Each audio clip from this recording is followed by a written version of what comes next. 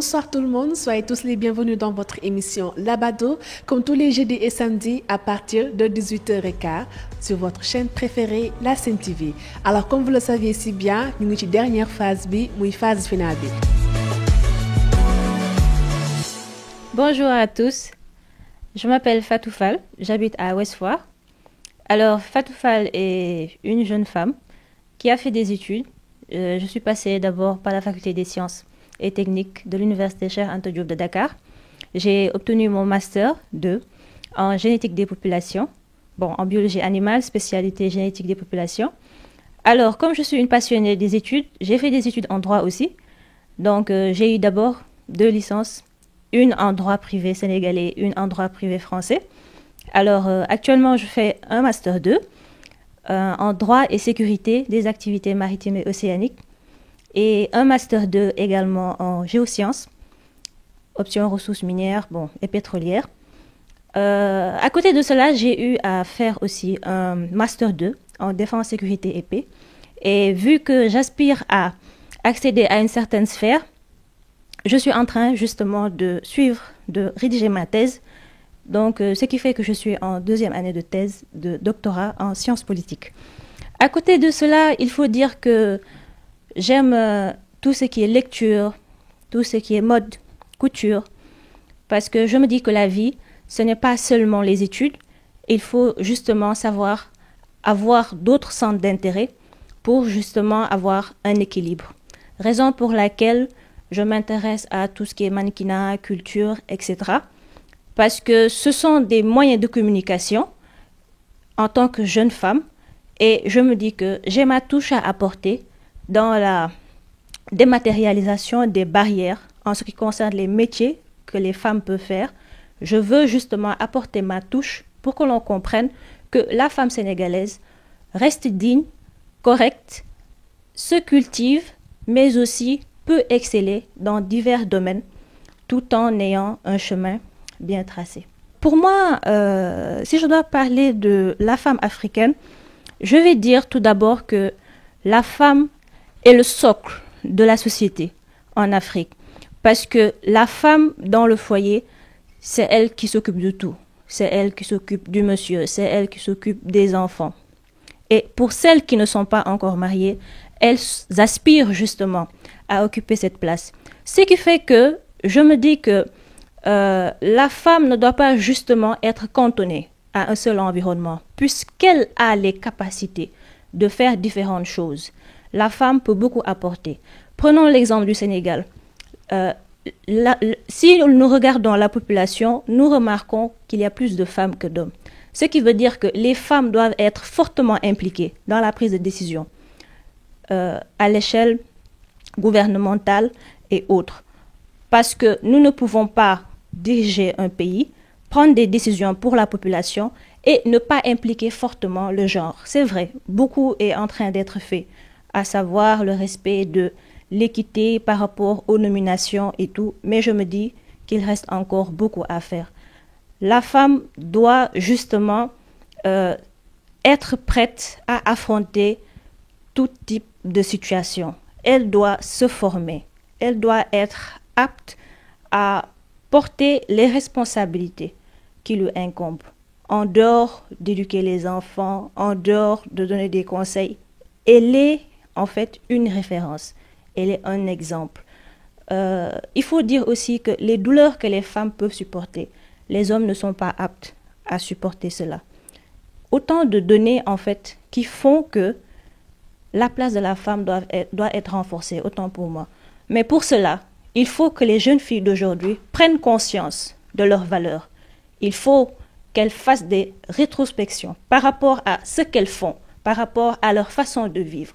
Parce que nous remarquons que de plus en plus, les mœurs sont en train vraiment d'être libéralisées à un degré qui peut nous mener à la catastrophe. Nous copions certes, mais revoyons ce que nous devons copier et ce que nous ne devons pas copier.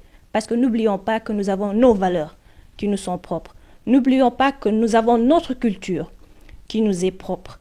N'oublions pas que nos grands-mères ont beaucoup donné pour que nous, à notre tour, nous puissions bénéficier de cet équilibre. Donc, à nous de perpétuer cela. D'accord, c'est bien beau, la culture occidentale et tout ça. Mais nous avons beaucoup de richesses que nous n'exploitons pas. Si nous, en tant que femmes, nous ne développons pas cela, nous ne pouvons donc pas participer au développement à l'échelle locale, parce que l'État ne peut pas tout faire.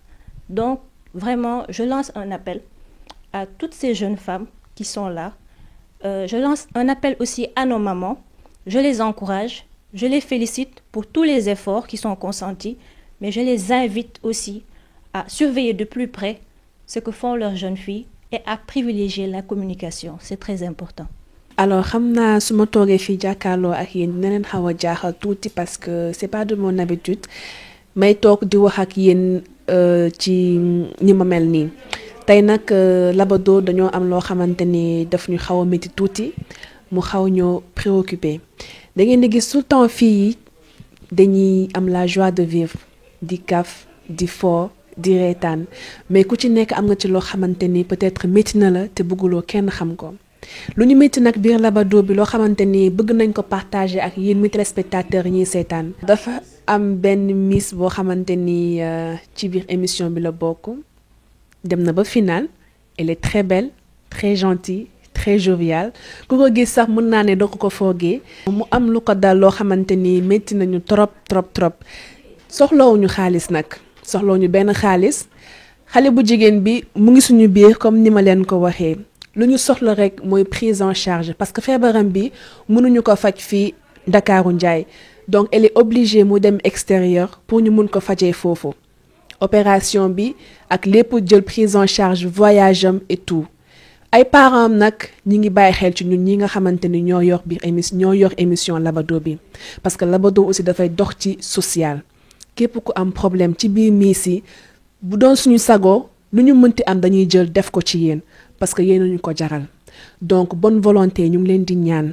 ngir yàlla rek wala sudi ngeen ñëw jàppale miss bi nga xamante ni tiis boobu moom la dal rapprochez-vous auprès de nous peut-être que miss bi bëggul moo ñu xam kan la bëgguñu wax feebaram lan la certificat médical bi lépp mu ngi ak ñun donc prise en charge kese la ñu soxla alors rapprochez-vous vers nous ngeen ñëw jàppale miss bi c'est tout ce qu'on a besoin de vous. képp koo xamante ni bëgg na ko jàppale maa ngi lay ñaan nga woote ci numéro bi nga xamante ni moo affiché wu ci suuf 77 550 05 05 xale bi nag ci ñun la yaakaar ay waa këram aussi ci ñun la ñu yaakaar ñun nag ñi ngi def suñu kéemtulaay kàttan pour rassembler autant d'argent pour jàppale ko pour mu dem bitim réew def opération boobu et je vais vous préciser une chose feebaram bi bu demee ba critique du mënati am doom te elle a de l'avenir xale bu am avenir la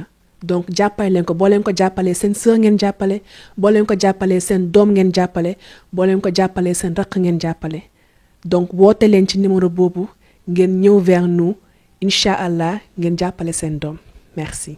asalaamaaleykum mbokk yi maa ngi tudd Abi Diallo maa ngi dëkk Zac Mbao j'ai 20 ans. final bi nag ñoo ngi koy préparer comme niñ ko war a préparer bien vrai que ne ñun ñëpp benn lañ mais comme on a dit final ku nekk da ngay préparer yow sa côté sa mbokk yi jàppale la si ñu defalal la ay ñaan tamit parce que ñaan yi tamit ci la bokk bu ñu waxee dëgg rek ñaan yi tamit ci la bokk parce que vu que ci stade lañ koy defee defuñu ko pour ñi ngay jàkkaarloonteel mais dañ koy def pour bët ak làmmiñ. Labado nag bi ma fi ñëwee ba tey dund naa fi ay moments yu fort genre comme par exemple ñi ma nekkee ak xale jigéen yi surtout quelques-unes comme Nastou ak Fatima complicité bi am suñu diggante ba comme bi ñuy dem nangaan Sambu bi may daanu ci charrette bi.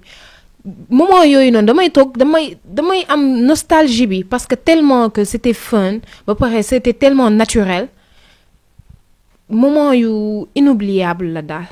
ci biir Labado nag franchement parlant dunduma fi dara lu ma naqare lu dul mbégte mais lenn rek moo may xaw a metti mooy le fait que après final bi ku nekk di nga dem sa yoon dinañ garder le contact mais comme ni ñu doon gisante tout le temps. loolu yëpp dafay wàññeeku loolu daal loolu kese moo ma nar a naqari daal. Qui est Nastou c'est une fille âgée de 20 ans, je me répète encore, qui a pas mal changé d'école. Mais bon, la dernière, on peut dire que j'ai fait mon collège à Anne-Marie Javoué.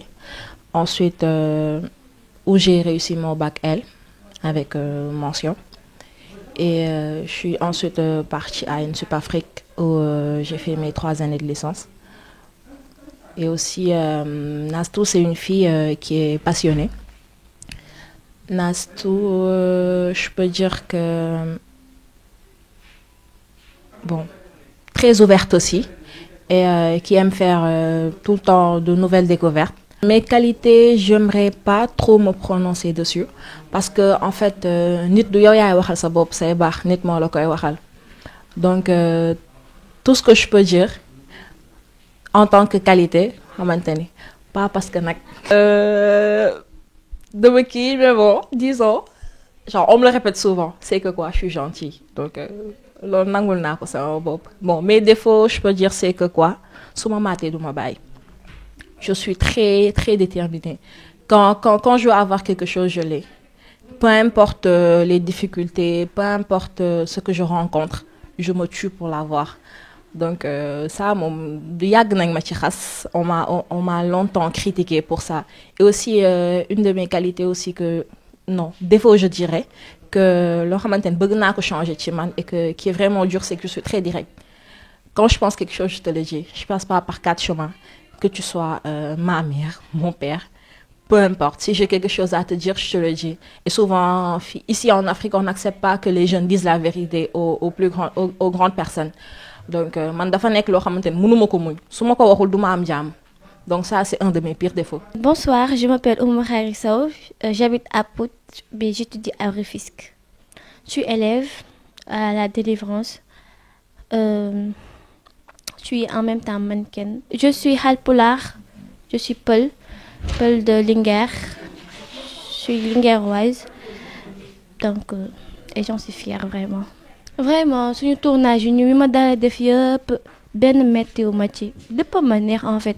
Voyage entre ñoom miss yi vraiment ñoom dañoo baax parce que dañoo neex ànd ak voyage.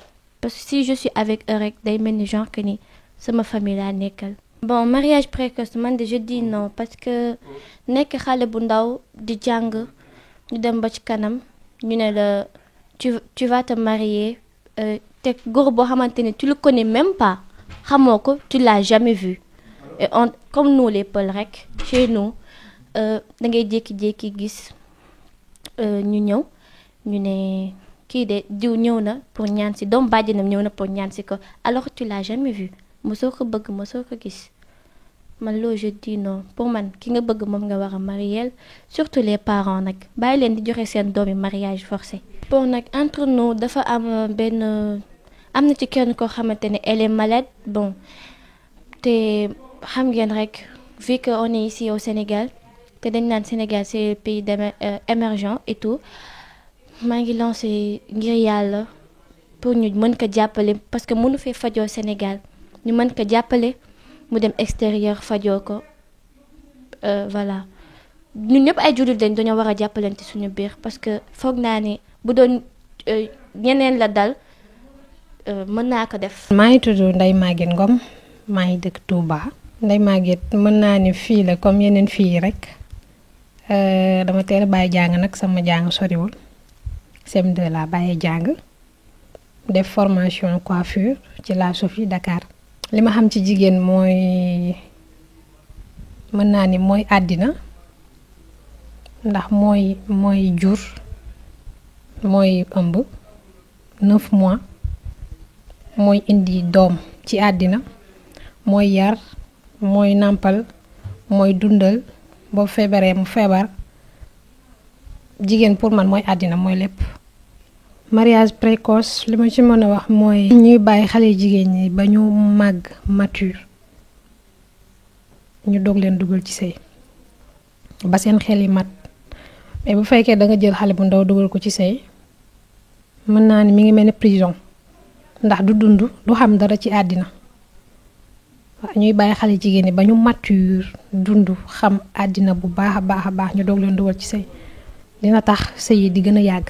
loolu de man maa ngi koy doog a yëg dama choqué ndax yëguma ko woon vraiment te nekk na loo xam ne lu metti la ndax fii yaakaaruma woon ni kenn feebar na ci ba muy metti à ce point waaw li ma ci gis mooy ñu jàppale ko parce que buñ fu tasee day neex dañuy foo dañuy ree et tout kon su naxaree tamit dañoo war a ànd nekk benn jàppalante ndax àddina loolu kese lañ fi am li ma gis mooy ñu jàppale ko jéem a xool nan la ñuy def même bu fekkee dañuy cotiser dajale kenn ku ci nekk sa côté nga xool nan ngay def ba dajale xaalis ñu boole lépp boole ko fajee ko waaw loolu daal laa gis jàppale ko ci bu baax a baax a baax. maa ngi tudd Ramata Ba étudiante la en licence maa ngi université Cheikh Anta Diop de Dakar géographie en même temps maa ngi defaale formation marketing communication maa ngi licence aussi à l'université of management man au fait jotaguma liggéey parce que dama cumuler ñaari études moo tax le matin damay xëy UCAD le soir ma gontu ma def ay cours du soir mën naa wax samay qualité mooy que dama ouverte dama bëgg nit damay gaaw a dugal nit sama bopp sama défaut mooy que damay gaaw a mer tout ça moom damay gaaw a mer loolu rek nag mooy sama défaut mais à part ça awma benn défaut. jigéen dafa war a doon exemple jigéen éducatrice la moom dafa war a toog yar xale yi def ci ñoom éducation parce que góor ñi amuñu temps buñ nekkee bureau wàcc dañuy sonn moo tax jigéen danga wax a joxe un bon exemple nga xam ne ëllëg say doom bu ñu génnee doo am gàcce ci ñoom. Je ne suis pas d'accord avec les mariages forcés. Je suis Peul xam naa ni Peul yi dañ koy def mais man loolu je suis pas d'accord parce que pour man jigéen danga ko wax a bàyyi ba mu mûr nga doog koo maye mais xale bi du doon précoce nga maye ko au fait après conséquences yu muy jur ci xale bi day xaw a métti daal c'est ça. dama préféré que ñu bàyyi ba xale bi mature ñu doog ko maye. dañoo am benn labado bu feebar bu nekk suñu biir te feebar bi graaw na graaw boo xamante ne suñ ci teelul jóg dina dem ba stérile maanaam du am doom maa ngi ci lancé autorité yi que ce soit le gouvernement ONG yi borom daraje yi bàyyuma kenn daal même ñun labado yi dinañ jéem a def collecte mun koo jàppale ndax mu mun a am doom. Bonsoir, je me nomme Mami Awa Diallo, j'ai 20 ans, j'habite à Thiès. Je suis élève au lycée Ahmadou Ndak Seck de Thiès.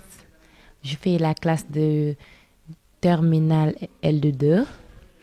Donc, lu ma def sama dundu yëpp vraiment fii laa commencé sama cursus scolaire. Fii laa defee garderie.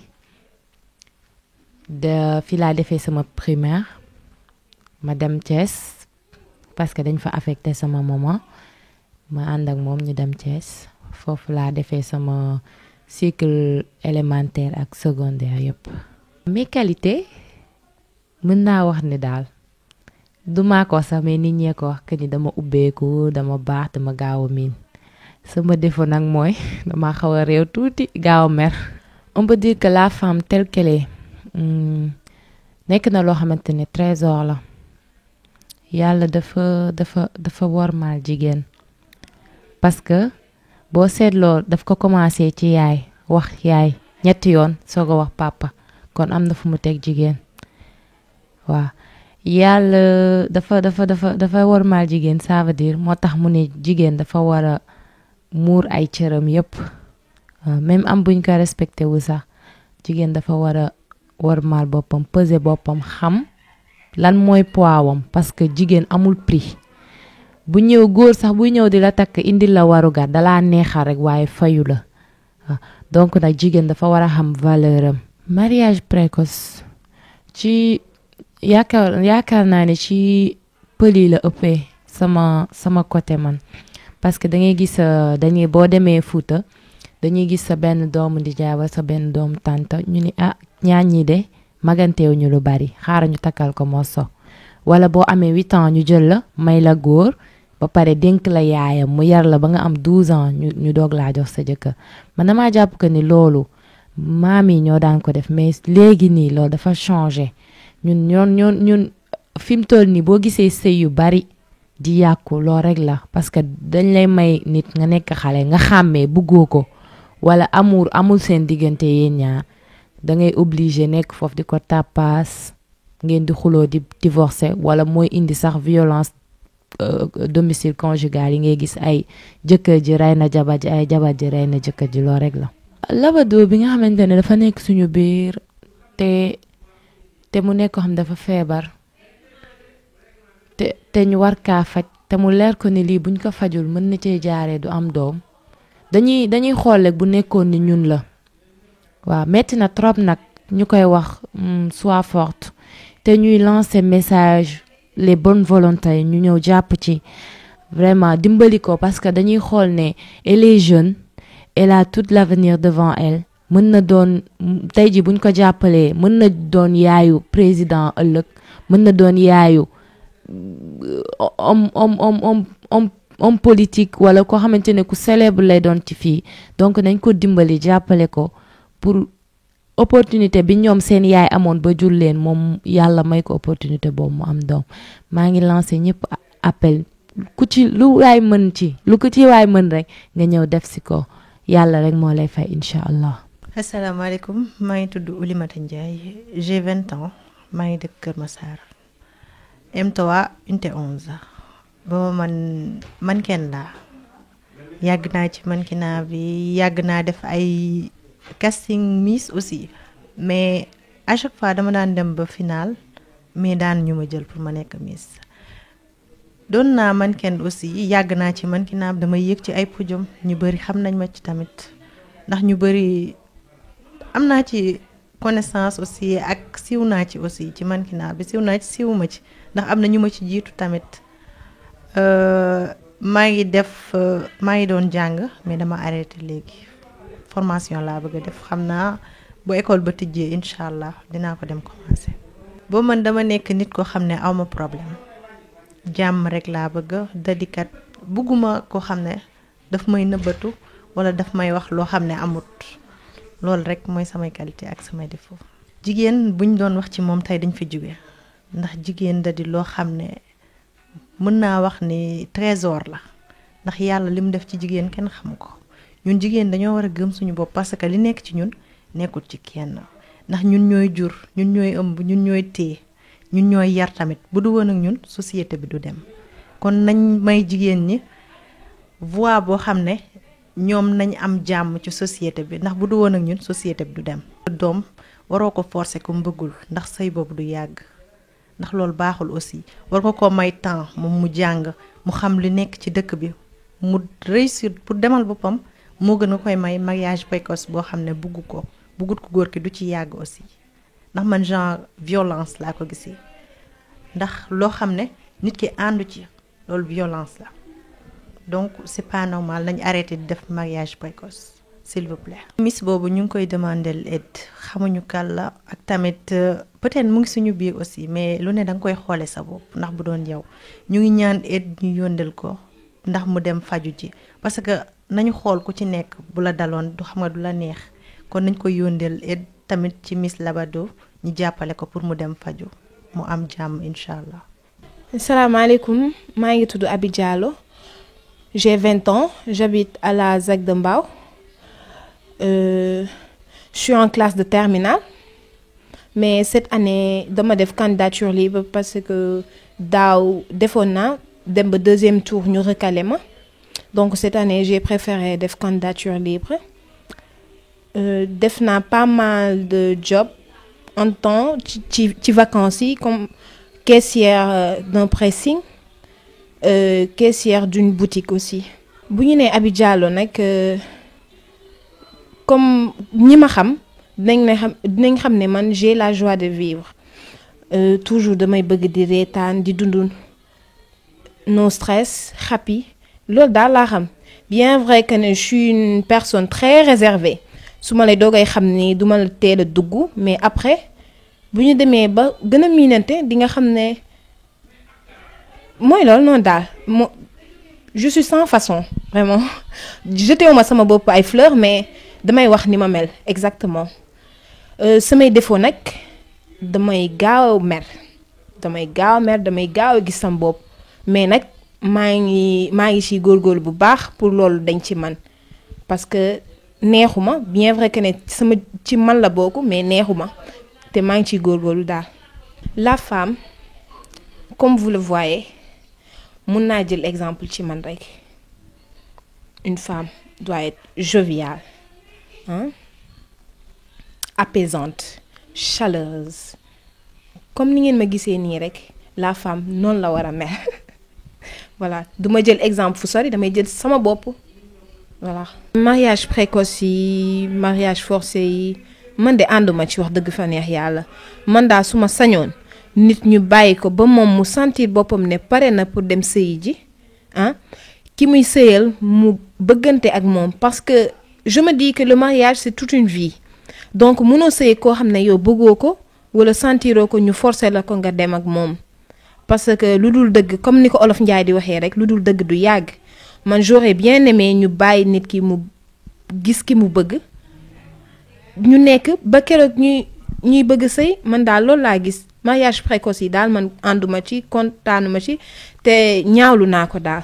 ci suñu biir nag dafa am benn labado bu ci feebar bu ko bett bu ñu bett aussi parce que metti nañu ndogal la daal ndogal du wees mais nag ñu ngi ñaan yàlla parce que dafa war a dem en Europe pour faju léegi ñu ngi ñaan les bonnes volontés pour ku ko mën a dimbali rek jàppale ko ngir yàlla rek tax ñu jël ko en charge faj ko ba mu wér ba mu dellusiwaat ci ay mbokkam parce que elle a l'avenir devant elle te xale bu ndaw la daal maa ngi ñaan yàlla képp ku may déglu na nga ko jàppale ba mu faju tane delluwaat ci ay mbokkam.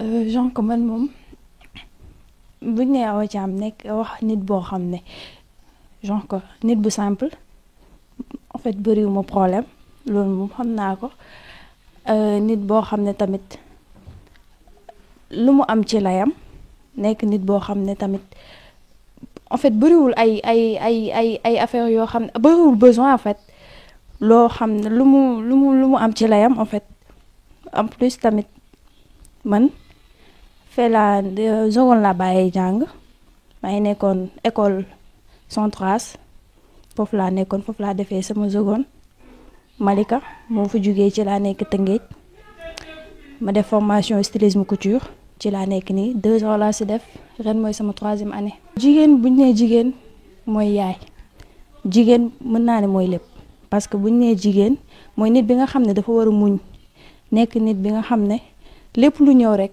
daf ko war a ëmb nekk nit boo xam ne tamit war na yor xor bu rafet en plus nekk nit boo xam ne lépp daal parce que jigéen buñ nee jigéen rek nee nañ àdduna parce que jigéen mooy yaay mooy jabar mooy doom mooy lépp. mariage précoce yi man moom vraiment nanguwuma ko parce que xale bu am 15 ans 16 ans 17 ans nga koy maye kooku lor nga ko parce que koo xam ne xamul dara ci àdduna nga bëgg ko jël bëgg ko maye ndax lan am na ñoo xam ne dañ koy def ngir xaalis am na ñoo xam ne dañ koy def ndax mbokk mais nekk na affaire boo xam ne ça ne se fait pas parce que xale da nga war a bàyyi ba âge bu mu war a marié wu nga doog ko maye mais pas pour nga koy teel a maye loolu c'est pas normal.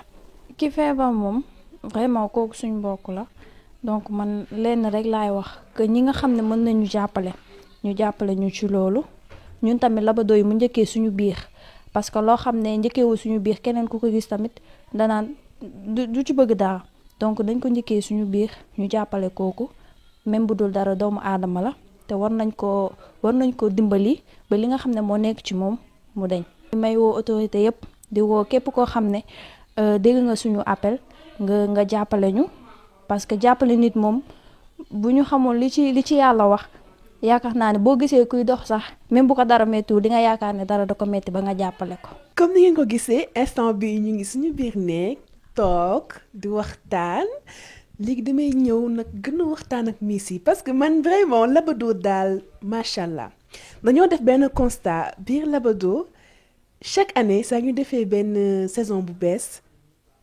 benn miss du ci génn te kenn takku ko loolu nag dama bëggoon ñu waxtaanee ko man sama miss yi tey yéen a ngi reetaan yéen a ngi reetaan yéen ci yéen mi ci biir année bi 2019 incha allah ñoo xam nañ ciy dem ma passe micro bi ki nga xamante ni sama doomu baay la dama sonal sama doomu baay alors lan nga xalaat ci loolu. ah c'est une bonne chose de mariage moom c'est une bonne chose mais pour man daal maa ngi xaar ba si kanam rek képp ku ma bëgg rek yaa ngi may gis bàyyi ba si kanam rek incha allah. xam nga Labado man mën naa ne sax Labado bu doon dafa nekk émission boo xamante ni du émission bu baax kon duñ leen gis foofu ba di leen bëgg ba di leen ñëw ñaan si takk leen donc ce qui veut dire que Labado macha allah alors ma puce la nga xalaat ci loolu yaa ngi reetaan ndeysaan. waxu mariage. est-ce que du ma passe micro bi nastu tamit. waa bandi pour man bu ngeen ci tolloo rek dem leen ngeen sëy vraiment. et li mu wax noonu am na solo nag parce que dañuy naan taaru jigéen sëy la donc bu ko yàlla tuddee rek parce que certes ñu xaar ba ci kanam moo ñu gënal parce que ñu ngi ci dara ñu ngi ci jàng bi donc bëgg nañ au moins am suñu diplôme am liggéey jàpp ci dara mën a fajal suñu bopp suñu soxla balaa ñuy dem di dugg parce que nga nit takk la en plus nga yokkal ko soxla xam nga mooy loolu donc boobu ñëwee yow boo ko mënul épauler daal bu ko yokkal soxla donc mais tamit bu ko yàlla tuddee tamit ñu dem rek sëy moom mooy loolu. man moom lenn rek laay wax dañuy dooli sant yàlla parce que tey mën naa ne à travers Miss Labado moo tax que nit ñi diñu gis ba di ñu bëgg di ñu takk kon nekk na loo xam ne mën naa ne lu neex la en fait parce que tey jii ni nit gis la ci télé bi gis la Miss Labado nga neex ko mu ñëw takk la loolu ndamu waa Miss Labado la damay wax daal suñu émission bi yàlla na yàgg di gën di dem rek nit ñi dégg ndax dinañu may xale jigéen ñi léegi bëri nañ bëri boo xam ne faaw ñuy feeñ ndax ñu mën a dem moom. alors yow mii nag yow la nga ci wax. ba dama ciy wax lu jot yombul lu xam nga sëy moom bu jotee rek nañ ñaan yàlla mu doon li gën ci ñun incha allah.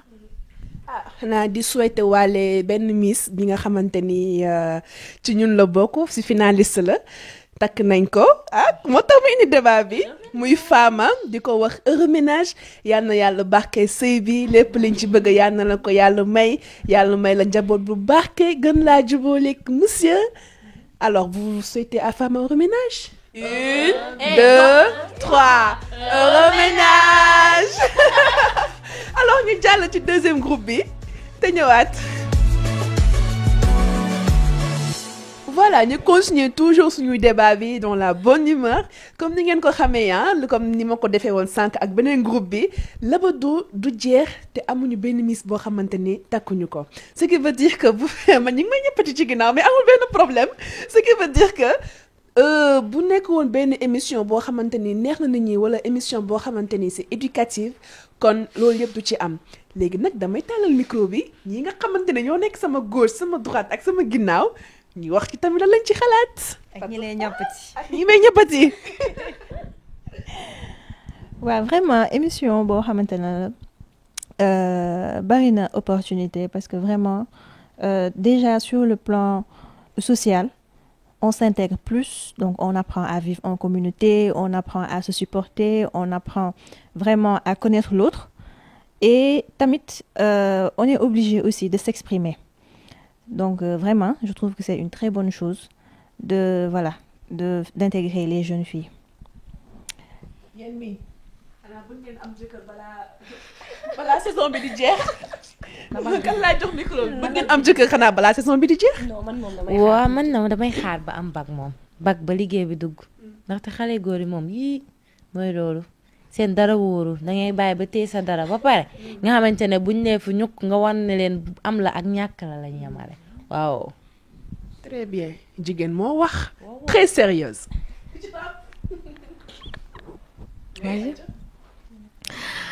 man de.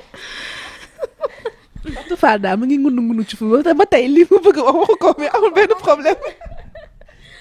bëgg naa moom vraiment bëgg naa am parce que taaru jigéen sëy la te loolu la yàlla santaane xam nga sëy yi fondé famille am ay doom et tout. est-ce que dëgg la ci yow. si dëgg la je te jure ci yow dëgg la. non mais attends ku nekk sa bëgg-bëgg man bëgg naa am jëkkër. gëmoo ko la moo tax nga ne gëmmoo ko yow. gëmoo ko parce que yow boo koy wax nii di ree gis nga nit ki li ngay wax te di jooy sérieuse da ngay am ton boo koy waxee. dama ko war a fas sama kanam bëgg naa am jëkkër. nu nga bëgg ma waxee ko. loolu de metti na. sànq rek ñu ci doon waxtaan loo ma wax.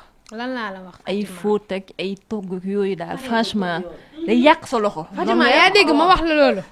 waxuma loolu. yow daal nee nga doo changé. man de Fatima xamee ma ko ak loolu. laaj ma Fatima mi non même pas. même pas dama ni la Fatima nga ni ma ne la jigéen taaram sëy xam nga jàngute bi neex na. non li ma ci xaw a jaaxal rek mooy. non fóot bi togg bi dafay yàq jàngute bi neex na et tout mais jaamu yàlla moo ko santaan dañoo war a am jëkkër am ay doom xam nga nekk mère de famille loolu laa la wax mais déggoo ma tudd kon yow pareegoo. kon maman pareegul. kon ñu ngi tëdd doom rek. non loolu dafa bëri. mais pas léegi. yéen a ngi wax kii léegi yow mi di làqatu ba tey waxoo. non man pareeguma damay xaar bi ci kanam ba ma valider licence bi incha allah su ma gisee ku ñëw ku baax bëgg ma yërëm ma mën a dem nag. lan mooy seen qualité góor yi lan ngeen bëgg ci góor yi. man bëgg naa góor moom na am toq boo rek na boo tuuti yii parce que xoolal suñu waa kër macha allah sama maam dafa mën a sabootee moom boo fa indee góor da koy xool ci kaw ba suuf boo ñëwee mu ni la ay mami awa kii ma indil di la ko ñaawalal waaw na nga boo tuuti rek waaye na poos bi dis gann waaw man bëgg naa boobu góor nga njool ci kaw. waaw mais yàlla baax na yàlla leen yàlla may koo xamante ni moo leen di jik comme Fama tamit ndeysaan. ay yow suñu labado boobu. waa gis nga Fama dem na yow yëgoo loolu. Fama takk nañ ko moo tax ma andi débat bi. kon labado bi ñu takk Fama la. Fama la yow labado chaque saison. jow sànq Fama la. non attends bàyyi di ma dugal. fii la ñuy yemalee débat bi tey.